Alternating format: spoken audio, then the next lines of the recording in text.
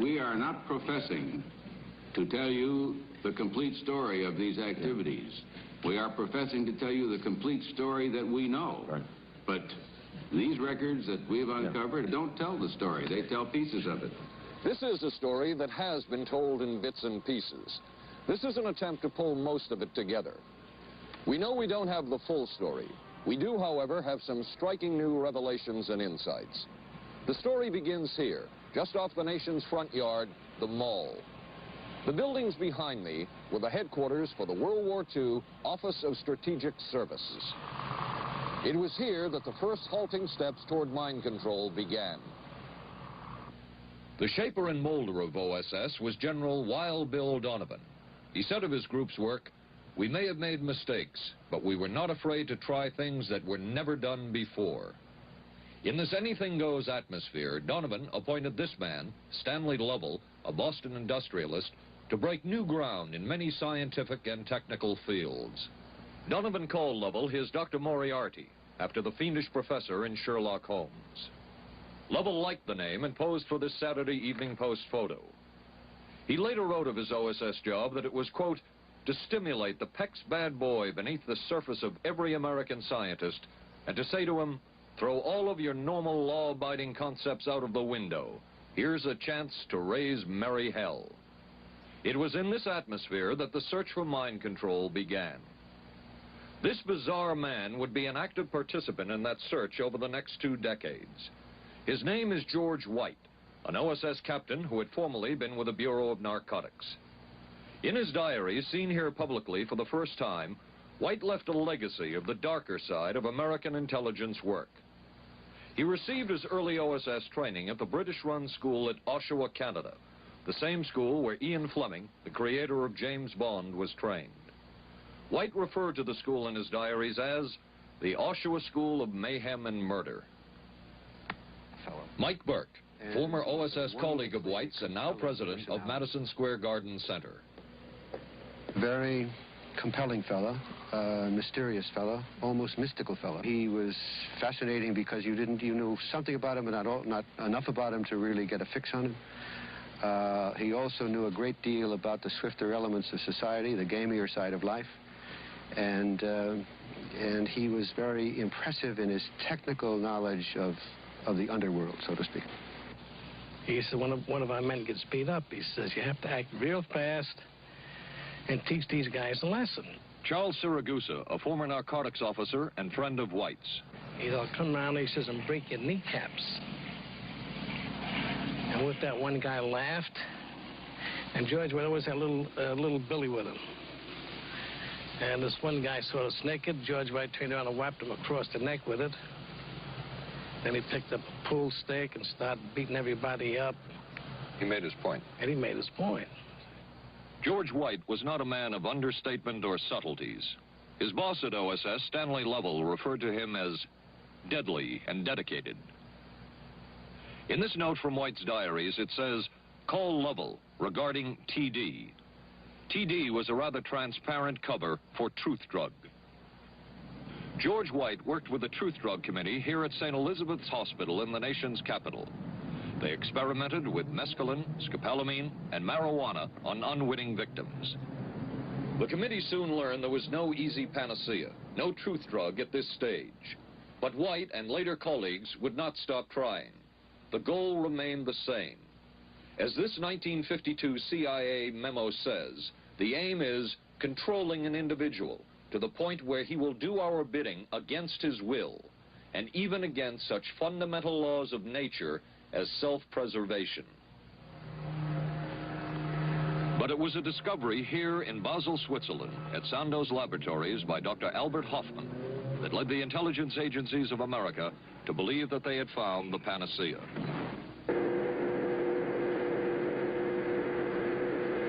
The discovery was lysergic acid diethylamide, LSD. The film that you see is considered by many experts to be the closest illustration of the effects of a hallucinogenic. It was one of the first times that anybody had run into a powerful drug that was different than anything else that they knew anything about. John Gittinger, recently retired chief psychologist for the CIA. This is the first time Gittinger has been interviewed publicly. We could disable a whole city by putting a very small amount on a water supply. After all of these years of us, those of us who are involved in then looking for this secret drug, this was the only thing that began to look for the first time like it might be something like that. The CIA's interest in LSD was intense. The worry was that the Russians would get hold of it. Were the Soviets into LSD? I'm going to have to say I'm sure they were, but if you ask me to prove it, I've never seen any direct proof of it. But at one point, intelligence information received from Switzerland said that Sandoz Laboratories was about to put 100 million doses of LSD on the open market. And it caused enough concern within the agency that the United States was prepared to buy the entire supply. However, a slight mistake had been made. The mistake is made public for the first time. I just found out on a new CIA document that there were no such large quantities of LSD on the market. John Marks has filed numerous Freedom of Information suits against the CIA and has unearthed much new material. He is the author of The Search for the Manchurian Candidate, a history of intelligence agency work with mind control. He is a consultant for this report. What happened is that there was a military attaché in Switzerland, an American officer, who got milligrams and kilograms mixed up. In other words, he made a mistake of thinking 1/1000th of a gram was the same as 1,000 grams, which is a mistake of 1,000,000 times. So when the CIA got the intelligence that there were 100 million doses on the market, in fact, there were 100 doses. The man who would oversee the CIA's research into drugs and most of the agency's behavior programs is this man, Dr. Sidney Gottlieb, a chemist. Dr. Gottlieb declined ABC News' request for an interview. In their never-ending search for the miracle weapon, CIA operatives searched here in the remote mountain areas of southern Mexico for what up to then had been considered a myth, magic mushrooms. They used this man, a part-time chemist with the CIA, to dupe this man, a vice president of a bank and an amateur mycologist or mushroom expert, to try to get to the magic mushrooms and turn them into a drug.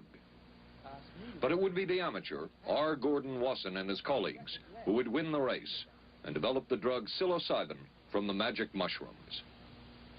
We went into the Mazatec area, far from the highways, remote from Mexico City. There we found that rotten bagasse, as it's called, bagasso, covered with mushrooms. These mushrooms I didn't know, had never seen. They were the sacred mushrooms. Wasson would also discover and record the ancient mystical rites of the mushrooms from a local shaman or magical priestess, Maria Sabina. And we were seeing incredible sights. They would go slowly or they would go fast as I ordained. All your senses are rendered acute. We say that you see visions, you see hallucinations, but that doesn't begin to tell the story. The hallucinations are only part of it. You hear sounds, you smell things. The night was thrilling. Word of Wasson's discovery reached the CIA quickly. Dr. James Moore, a University of Delaware chemist, secretly served the CIA preparing deadly chemicals on short notice. Moore was instructed to get close to Wasson and accompany him on another trip to Mexico to get the magic mushrooms. Internal documents show the CIA felt a drug derived from the mushrooms could remain an agency secret. What in the world were they looking for with the magic mushrooms? I think the best answer to that is that they were looking for fundamental information on compounds that would be capable of causing changes in behavior, changes in mental attitude. Did you ever consider what would have happened if any of these substances were given to, say, unwitting people? Oh, I don't remember having considered that specifically. What if you, I trust perhaps you've thought about it, Well, I haven't worried about it. Your question again, what would I have thought had I known that Any of these substances would have been given to unwitting persons? You mean a hostile agent of another government? No, I mean think that was probably one of the things they had in mind. I mean testing it out on an American citizen. I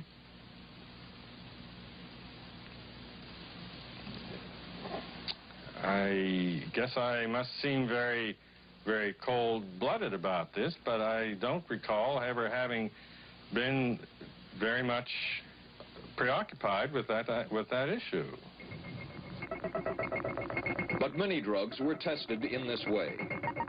A decision was made at the highest levels of the CIA to do testing on unwitting Americans. As one CIA document says, such testing would be operationally realistic.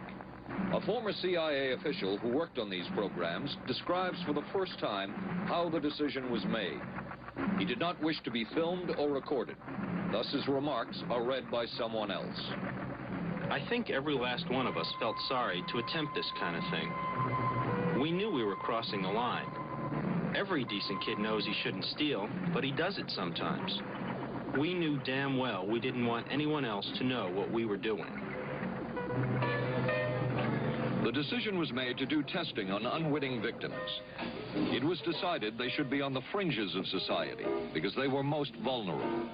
It was the borderline underworld, prostitutes, drug addicts, and other small-timers who would be powerless to seek any kind of revenge in case they found out. And as their predecessors had a decade earlier, the CIA turned to George White for help. White was now a high-ranking narcotics official. And by this time, the stories about George White were legendary. So the waiter says, "May I help you, monsieur?" And George White was busy talking with me. I paid no attention to the waiter, so the waiter tapped him on the shoulder, says, "May I help you, monsieur?" George White turned around, whipped his gun out, and stuck it in the guy's face like this in this crowded restaurant. George White did not mind bending the law, and he knew the street well. He was the ideal choice for what the CIA had in mind. We were Ivy League, white, middle class. We were naive, totally naive about this, and he felt pretty expert. He knew the whores, the pimps, the people who brought in the drugs. White set up so-called safe houses for the CIA in New York, here in Greenwich Village, and later in San Francisco, in this hotel, and in an apartment atop Telegraph Hill with a commanding view of San Francisco Bay. While the existence of these safe houses was disclosed last year, details of what took place within them has not been told. A former CIA official who worked in the safe houses reveals that they were used not only for drug testing, but to study sexual behavior and how it could be used to manipulate people. We did quite a study of prostitutes and their behavior. How do you take a woman who is willing to use her body to get money out of a guy to get him to talk about things which are much more important, like state secrets? We learned a lot about human nature in the bedroom. We started to pick up knowledge that could be used in operations. There would be victims in all of this, but as the agency knew, they couldn't fight back. Some entries from George White's diaries. Clarice gets horrors. Janet, sky high. As one agency memo says, we have no answer to the moral question. The safe houses were not the only testing grounds. Millions of dollars would be spent on LSD research at universities throughout the country. And word would begin to spread on campus about this so-called mind-blowing drug. And suddenly, there was the counterculture of the 60s. I give the CIA a total credit for sponsoring and initiating the entire consciousness movement, counterculture events of the 1960s. Dr. Timothy Leary, the 1960s Johnny Appleseed of LSD. The CIA funded and supported and encouraged hundreds of young psychiatrists to experiment with this drug. The fallout from that was that the young psychologists began taking it themselves, discovering that it was an intelligence-enhancing, consciousness-raising experience. I know that some of the studies in which the CIA had supported, used as subjects people who later became strong proselytizers of LSD. So, in that sense, yes, I think it did sustain the perpetuation of the use of the drug. And it's rather ironic, isn't it? The counter case that I would make in relationship to that is to remember that the people who were doing the research were people who would be doing the research regardless of who was the sponsor. I don't think anybody working in that time in the remotest ever thought that it would blow up into the kind of thing that it did.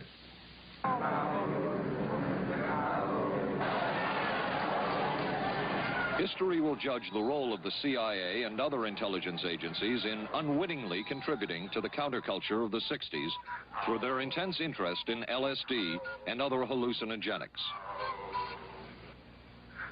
But for the moment, at least, the argument can be made that the CIA helped usher in the age of Aquarius.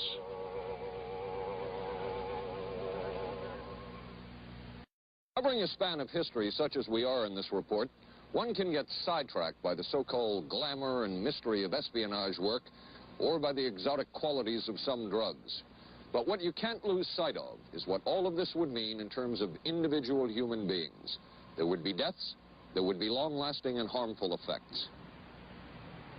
The best-known case is that of this man, Frank Olson, a chemist employed by the Army Chemical Corps, who in 1953 was slipped LSD unknowingly at a meeting with CIA officials.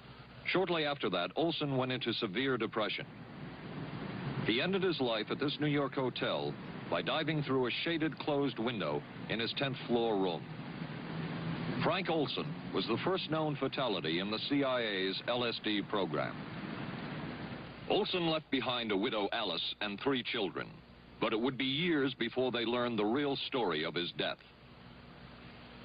Shortly after his suicide, Alice Olson was visited by Dr. Sidney Gottlieb, the man who had administered the drug, and by Robert Lashbrook, his deputy, who was the last person with Frank Olson the night of his death. It was probably to check me out and see whether I was handling myself and handling the situation, whether I was hysterical. And I'm sure they left the house feeling ever so much better because I had been gracious and hospitable to them, so that I must have played right into their hand and made them feel fine. 23 years later, how did you feel about that meeting? My anger was unbelievable at how I had been duped for this length of time, and the anguish which was unnecessary. Anyone who knew during all of those years never told Alice Olson the real story of her husband's death. She would discover it by accident more than 2 decades later. In essence, it was a 22-year-long cover-up. Lyman Kirkpatrick was Inspector General of the CIA at the time of Frank Olson's death. But had not the Olson case occurred within the secret confines of the CIA, would not this case have been a prosecutable case? Perhaps manslaughter? I would think definitely prosecutable, and certainly from the point of view of Mr. Olson, why it should probably have been actionable. Frank Olson's suicide slowed down the CIA's testing of LSD and other drugs, but only momentarily. The CIA was not the only government agency interested in the possibilities LSD and other drugs presented for mind control. The Army Chemical Corps first started working with the CIA and then branched off on its own. It, too, tested drugs on unwitting victims, and a death would result. The case of this man, Harold Blower, a tennis pro, seen here with his daughter Elizabeth, is well known. In 1953, Blower was a private patient at the New York State Psychiatric Institute. He was given 5 injections of a mescaline derivative that was being tested secretly for the Army Chemical Corps. With the 5th injection, Harold Blower died. As with the Olson case, a 22-year cover-up followed, until finally the Army admitted the real details of Blower's death. Since the initial news stories of Harold Blower's death, close to 5,000 documents, previously classified, have been released by the Army and obtained by ABC News. They provide valuable insight into Army activities at the time of Blower's death and where the Army went from there with their own drug testing program. From a previously classified deposition of Dr. James Cattell, who administered the mescaline derivative, on the purpose of the drug testing, to produce symptoms similar to those that you see in schizophrenia, on how much the patient knew about all this. We didn't delineate all the possibilities of what might happen because then you contaminate your experiment. Cattell then relates that he never even knew what drug he had given Harold Blauer because of the secrecy of the Army experiments. We didn't know whether it was dog piss. This was secret. This was a secret. We weren't in on it. We asked Blauer's daughter Elizabeth for her reaction. What? How can anybody react to that? I mean, that is so far from what you'd expect from a human being, never mind a doctor, never mind a professional specialist who's supposed to care about people's minds. It's unbelievable. A suit filed by Elizabeth Barrett against the Army Chemical Corps is now pending in federal court. Other Army experiments continued on mental patients around the country. Work done at the Tulane Medical Center in New Orleans involved several drugs, hallucinogenics, and electrodes implanted in the brain. The chief researcher was Dr. Russell Monroe, now head of the psychiatry department at the University of Maryland.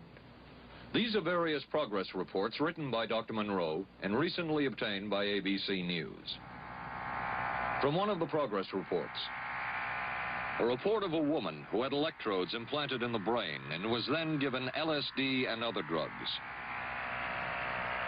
She became agitated, cried, lapsed into a trance-like state.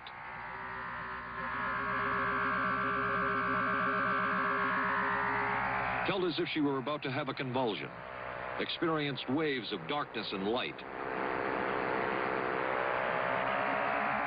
had bizarre sensations in her neck and legs, said somebody was trying to manipulate her body. At this point, Dr. Monroe wrote that the woman was obviously having paranoid ideas. As a layperson, perhaps you can enlighten me. What therapeutic effect would the type of experiment that I just described have on a patient? Well, the therapeutic effect would be indirect. Was this patient aware that she was being given LSD? Yes, I mean, they were told that they would be given some medication, and they should have... Specifically LSD? Well, we told them, I don't think that they would have even known what LSD was then at the time. They were told that they were going to they would be given some medication which might make them feel worse. Dr. Monroe, what do you think the Army Chemical Corps was looking for in all of this testing? They were looking for an incapacitating agent, an agent that would not harm the person permanently, but would incapacitate them temporarily. That seemed like a humanistic way to wage a war, if war is necessary. When James Thornwell was given LSD by Army intelligence in 1961, this time it was no experiment. This time the express purpose was to peel back Thornwell's brain to bear any secret within it. This time the Army had gone operational. Thornwell, as reported on ABC last January, was an Army private stationed in Orléans, France.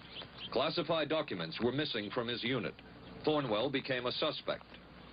His 2.5-month interrogation included administration of sodium pentothal, hypnosis, isolation, and deprivation of sleep. Army documents obtained by ABC News refer to this interrogation as conventional. Despite this severe questioning, Army intelligence was getting nowhere with Thornwell, and it was decided to slip him LSD. For 16 years, Thornwell never knew what had hit him. Tell me about the acid. I'd rather not. It's a bad trip. It's a bad trip. That was a bad trip. The pain was so excruciating. Felt like somebody was sticking me with 1,000,000 pins. You know, just everywhere. Oh, it just...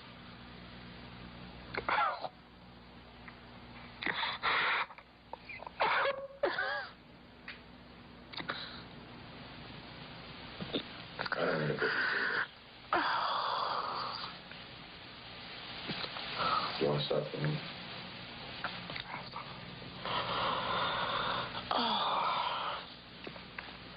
I walked around. What's up? Oh, I can talk. I lived through it. I lived through it. I lived through it. No charges were ever brought by the Army against Thornwell. He was discharged for psychological disorders. But an Army psychiatric evaluation of Thornwell obtained by ABC News, one which was done prior to Thornwell having been given LSD, says of him, fairly cooperative, oriented, alert, and gave no evidence of psychosis or depression. From the Army's point of view, this type of LSD interrogation was a success.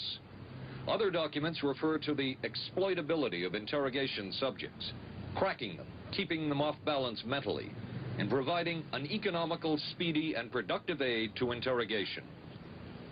From James Thornwell's point of view, it was no success. Thornwell still has serious problems. He's run through 2 marriages. He maintains he can't hold a job, can't concentrate, has nightmares, and feels socially and emotionally isolated. Last fall, Thornwell filed suit against the government in federal court. In a moment, we will examine the closest experimentation to brainwashing that we have uncovered.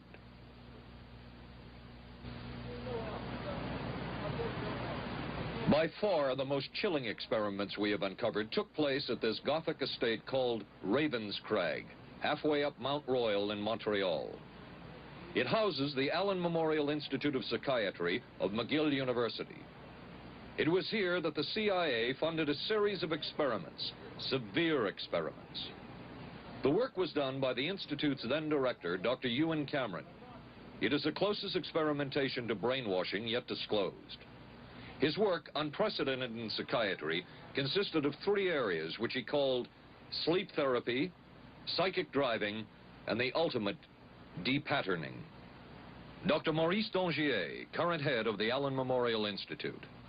In his psychic driving, so-called type of therapy, he would give the patient intensive electric treatment in order to make the patient regress deeply, become forgetful, and then he would attempt to implant new ideas in the mind of the patient. Now, to a layman, it would appear that Dr. Cameron was trying to take the slate and wipe it clean, the slate being the mind. In other words, brainwashing. Exactly. That's a very good comparison. Brainwashing. Yes. Right. Val Orlico of Winnipeg, Canada, the wife of a member of the Canadian Parliament, was a patient of Dr. Cameron's. She entered the Allen Memorial Institute because of severe depression.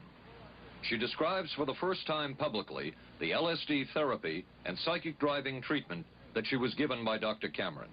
And then the drug began to take hold very rapidly because it was an IV injection. And things became very furry and very frightening, and had a lot of sensations that it's very difficult to recall. Nobody explained it to me. Nobody ever asked me if I was willing to do it or anything. He had this feeling that he would be able to get through the resistance of illness and to reach deep changes very quickly. Did he? I don't think that when you look at that in retrospect, the hopes that he had have been in any way fulfilled. But Cameron would plunge on. The next step was what he called psychic driving. This involved almost endless tape-recorded messages and more drugs for the patient. Cameron wrote that this was the way to make direct controlled changes in personality. I thought this was the coldest and most impersonal treatment that anybody could give to anybody in the world. And I became more and more despondent and more angry. I just became so despondent that I thought I can't live like this any longer. And I thought I would just go out and throw myself underneath the cars on McGregor. I stood on the curb of that street and I stood there and I thought, okay, go. Okay, go. And then I thought, what if you're not killed? What if you're just maimed? What if you don't die and you live and you can't even talk anymore? And I couldn't do it. The most severe technique Cameron used was de-patterning. He described it as breaking up the existing patterns of behavior by means of intensive electroshock therapy with prolonged periods of sleep. He carried out these experiments in something he called the sleep rooms. People in there were like babies. They cried and they were very disoriented. And we were very afraid of the sleep room. We used to walk very carefully against the side of the corridor that was opposite the sleep room with our backs to the wall when we'd go by. Cameron used this combined sleep electroshock treatment on patients as long as 30 days. One patient he kept asleep for 65 days. Cameron retired, and his successor, Dr. Robert Cleghorn, ordered a follow-up study on the patients treated with Cameron's de-patterning method. It showed that it was no more beneficial in its result than the use of more conservative methods. But the follow-up study showed that 60% of those who had been de-patterned still had amnesia for periods of anywhere from 6 months to 10 years. That's quite a memory loss, isn't it? That is a memory loss. Indeed it is. It's I think, more than desirable. In retrospect, does Dr. Cameron's experimentation and his treatment appear harsh? I would say yes. I mean, this forceful type of approach that I was describing to you is definitely, it can be said that it's harsh.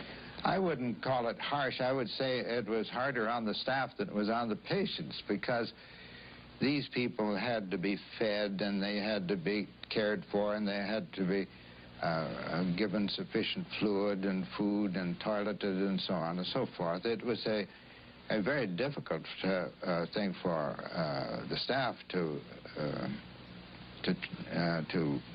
follow these patients properly and see that they did well. Well, I'm glad he was concerned for the staff. But damn it all, I wouldn't. I could have maybe had a different kind of life. And that makes me angry and sad, and I don't know how to explain how I feel, really. I'm just... How did you feel when you learned that Dr. Cameron's experimentation was financed by the CIA? Well, I thought... Oh, I can't even use the word that I thought, because I thought, that bastard. And he was too smart. He knew who he was working for. And, excuse me, but I just, I just can't, sometimes I can't believe it, and yet I know it's true. If you had the opportunity to say something to the people at the Central Intelligence Agency who financed this study, what would you say? I realize the CIA is a very important organization and they have a very important job to do, but God, it surely doesn't have to be done on people who are totally incapable of knowing what's happening or having any defense against it. And I can't imagine the mentality of people who would do this. I just can't. As for Dr. Cameron, he died in 1966 while mountain climbing. A colleague wrote of Cameron, "For him, the ends justified the means. And when one is dealing with the waste of human potential, it is easy to adopt this stance." Dr. Cameron seemed ideally suited for what the CIA had in mind. It was the Cold War, and especially the trial of Joseph Cardinal Mindszenty, who was forced to testify in a Hungarian court that he was a spy. And then later, the Korean War, with the coerced and mainly fraudulent confessions of American servicemen. My information took place on the... That would spark intense interest in intelligence circles about brainwashing. The CIA secretly commissioned a study of communist brainwashing methods at the Cornell University Medical Center. A leader of that study was Dr. Lawrence Hinkle. He explains first the Russian method of controlling and breaking a person. Absolutely isolated from everyone else, with one man whose job it is to get you to write the extent to which you are a criminal. In this setting, you can get people to do most anything, do you see? Because you don't have to lay a hand on them. And by the time you get through and you go up before the judge, the fellow says, were you a spy? He says, yes, I was a spy. The Chinese never really had this kind of a state police system. They would get him in, and all this fellow does is ask you to write, rewrite, and talk to him about your whole life. Graduated from pilot training in 1949. While the purpose of the study was to find out about communist brainwashing techniques, CIA documents show that the agency was interested in developing mind control methods of its own to precondition and control Chinese living in this country to be sent back to their homeland as CIA agents. What do you think they were looking for? Well, I think they weren't looking for agents or anything like that. Yet the agency's perception of the work you were doing, in CIA documents we have examined, it says that the project that was being done here, they intended to use everything learned about the new agents to induce them to, quote, to perform acts of a complex, purposeful nature. Yeah, but that was never done. The effects of which may be out of keeping with the individual's previous behavior. That sort of thing was never done. Those people were not, that was, when they first came here, the first people they sent up to see us, you see, were operational type people from the CIA with some rather wild ideas. Okay, this is their perception of it, if I could just continue. No, it wasn't their perception of it either. No, it wasn't. Dangerous to his being, contrary to any previous consciously expressed intentions and interests, contrary to the good of the individual, and subversive to the goals for which he is consciously working. I understand all this talk. But the situation was, you see, those things were never done because of wise people on both sides. We were not able to do this nor interested in it. They were, though. Some of the low-level people were, but the high-level people were not, to tell you the truth. But documents clearly show that the CIA was attempting to develop agents over whom they had as much control as possible. Agents who would perform tasks contrary to their own good. Normally conditioned American who's been trained to kill and then to have no memory of having killed. His brain has not only been washed, as they say, it has been dry cleaned. Is a Manchurian candidate, controlled by others to do things against his will, possible? It was a remarkable film because, as far as I'm concerned, it made something totally impossible seem absolutely credible. I would say the answer is yes, but there are many qualifications to that. Dr. Milton Klein, a psychologist, a clinical and experimental hypnotist, and unpaid consultant to the CIA. The qualifications would be the subject selected to produce the kind of behavior that you wish, the amount of time, the procedures that are utilized, and the motivations of the people who are designing, executing, and administering the procedures.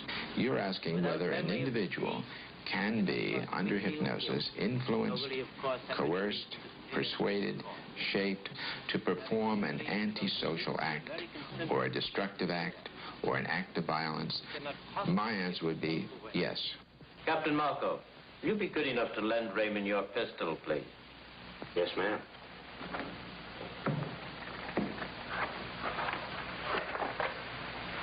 Thanks, Ben. Sure, kid. Shoot Bobby, Raymond. Through the forehead. Yes, ma'am.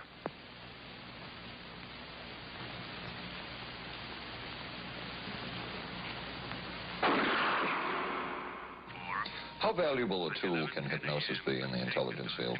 None whatsoever. It has absolutely no use because nobody's ever been able to do that I know of, do it in an operationally feasible way. I'm not in any way saying that hypnosis doesn't take place. I'm not saying there's nothing to it.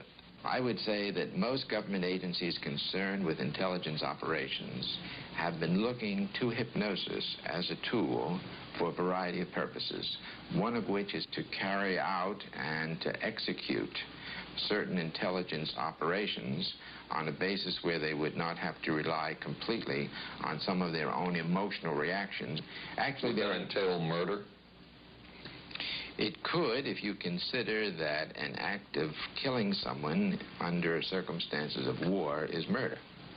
I think one has to define what that means. Under circumstances of peace? Under circumstances of peace, it would be murder. Another former CIA agent says that Fidel Castro at one time was considered as a possible target for a Manchurian candidate. Castro was naturally our discussion point. Could you get somebody gung-ho enough that they would go in and get him? But if you have 100% control of a guy, you have 100% dependency. If something happens and you haven't programmed it in, you've got a problem.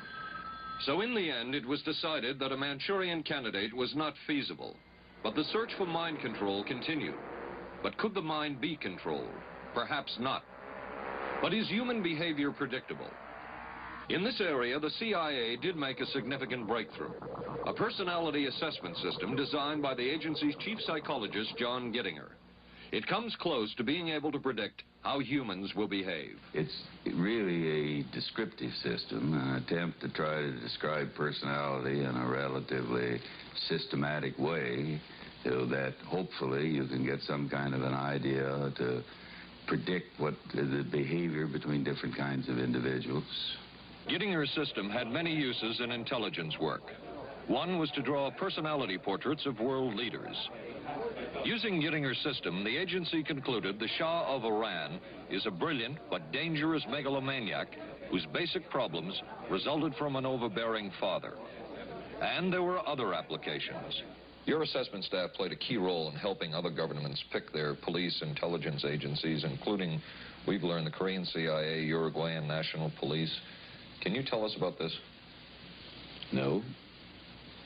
Author John Marks. The former #2 CIA man in Uruguay told me how in 1966 John Gittinger and an assistant traveled down to Uruguay and gave the tests in order to select members of the Uruguayan intelligence service. A psychologist who used to work for the CIA told me in 1961 he personally traveled to South Korea as part of an American CIA effort to set up the Korean CIA and to give the personality tests to candidates for the Korean CIA to choose the best man for their secret police. But one of the basic functions of Gittinger's system was finding the vulnerabilities of an agent, a double agent, or a potential agent. In its applicability to intelligence work, isn't the PAS system looking for a person's soft spot? Well, of course, the answer to that is yes, but I hasten to say soft spot. This is what I consider a negative word. Of the hundreds of behavioral projects undertaken by the CIA, Gittinger's appears to have been one of the more successful and more conventional. Other experiments were not as conventional. Neurophysicist Dr. Jose Delgado was financed by the Office of Naval Research. In this experiment, the bull is sedated. Electrodes are implanted in its brain. Delgado transmits an electronic impulse to the center of the bull's brain. Delgado has remote control of the animal. Recently released CIA documents refer to the feasibility of remote control of animals and that special investigations will be conducted toward the application of selected elements of these techniques to man. Other areas were examined through the 60s and 70s. Brain surgery, psychosurgery, creation of amnesia, parapsychology, manipulation of genes. Even though past and present CIA officials have indicated this kind of work ended in 1963. And one of those who took part in these programs. Thank you, sir. In 1977, a Senate subcommittee heard testimony from many of them, but the testimony was not that revealing. According to one of them, they agreed amongst themselves to keep the inquiry within bounds that would satisfy the committee. Former narcotics officer Charles Siragusa says that he was asked to limit his testimony by the man he reported to at the CIA. He wanted me not to say anything. To perjure yourself. That's right. Well, either that, I'd have to perjure myself or take the Fifth Amendment. And I'm not about to take the Fifth Amendment for anybody. Okay. Former CIA chemist Robert Lashbrook testified he had no first-hand knowledge of the agency-run safe houses when, in fact, he supervised one of them. And according to George White's diaries, was at a safe house when White conducted what he called an LSD surprise experiment. Dr. Sidney Gottlieb, whom we recently filmed near his California home, oversaw many of the CIA behavioral programs. He retired in 1973 and destroyed the records of this work. In sort of a valedictory letter, Dr. Gottlieb wrote that he and his colleagues had been able to maintain contact with the leading edge of developments in the field of biological and chemical control of human behavior. Dr. Gottlieb also testified before the Senate subcommittee, but from an anteroom where he could not be filmed because of what his lawyer termed health and cardiac problems. Dr. Gottlieb declined ABC News' request for an interview. And what of George White, the man who helped the agency in so many of its programs? He would retire here to Stinson Beach, California. And shortly before his death, he wrote to his boss at the CIA, Dr. Sidney Gottlieb, and summed up his career by saying, "It was fun, fun, fun. Where else could a red-blooded American boy lie, kill, and cheat, steal, deceive, rape, and pillage with the sanction and blessing of the All-Highest?" Has mind control been achieved? From all of the available evidence, it appears doubtful. The human will has prevailed up to this point. But as we have seen, work is continuing in this field, work that we still don't know very much about. How deeply are the Russians and other dictatorships into all of this? We really can't say, and the CIA is reluctant to give out information about it. But the basic question remains, what place does all of this have within a democracy? One final point should be made. As one of the persons who worked on these programs told us, we are very capable, conscientious, and very dedicated scientists working for our country. Their work speaks for itself. This is Paul Altmeyer for ABC News.